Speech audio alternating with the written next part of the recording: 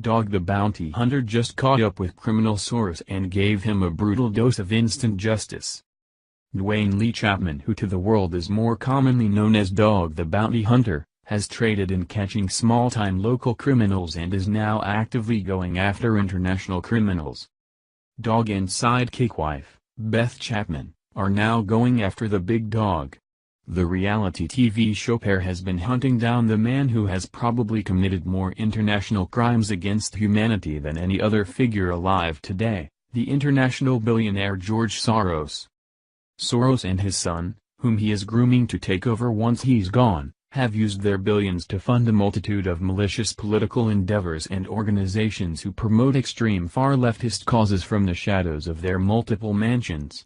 Operating in secrecy was to keep their pattern while they leave a path of destruction and Islamization in America and the rest of the freedom-loving world.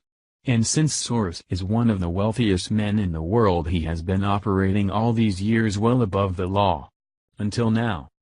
He's been doing this for decades now and is now actively going after President Donald Trump, but he never expected that someone like Dog and Beth would have a huge hand in bringing him down.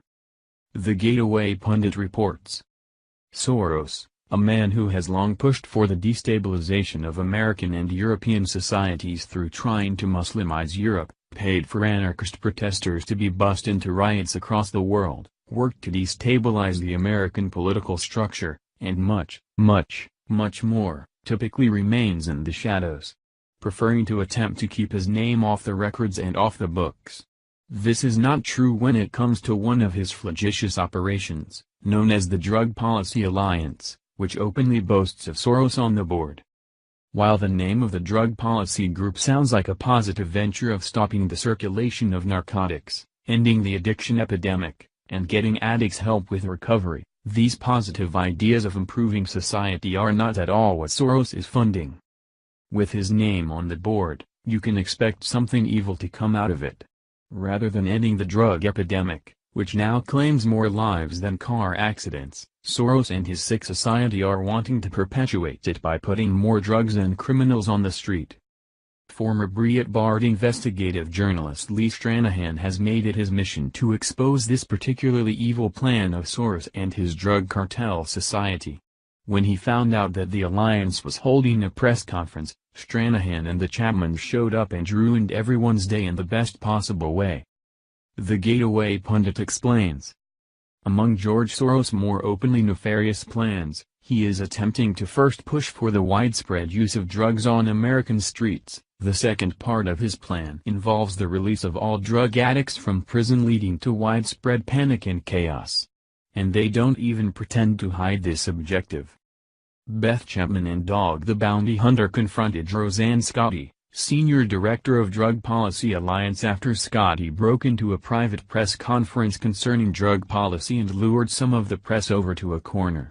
Once confronted by the Chapmans, Scotti proceeded to run from answering any questions. The best part of publicly calling them out on their twisted game was that Stranahan caught part of the confrontation on tape.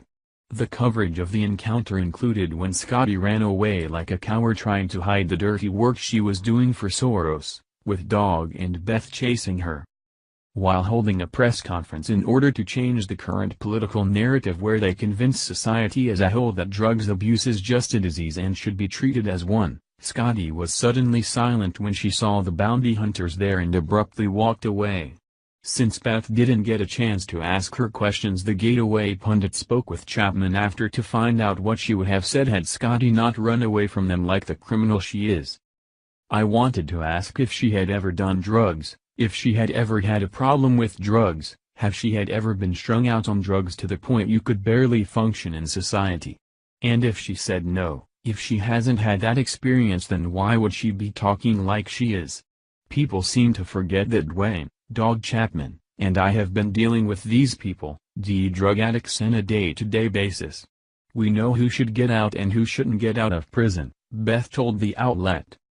Beth explained why this drug policy is so profitable for Soros and his cronies and why they are hell-bent on getting into this game. It could be the billionaire's biggest worst plan yet to gain total control of the country, especially when combined with the other evil conquests he has in action.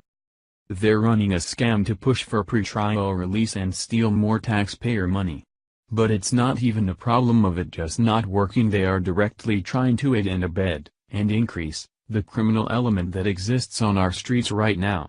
They're trying to achieve this by pushing that narrative that doing drugs is a disease. It is not a disease.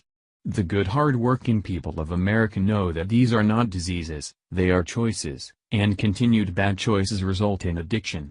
Depending on the class of substance, which is heroin and opiates. Treating the drug issue as a disease rather than a crime issue will make our streets less safe and increase theft. If it was just a disease, people wouldn't cheat and steal to get their fix.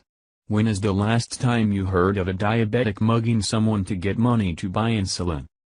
Please share if you would like to see George Soros behind bars.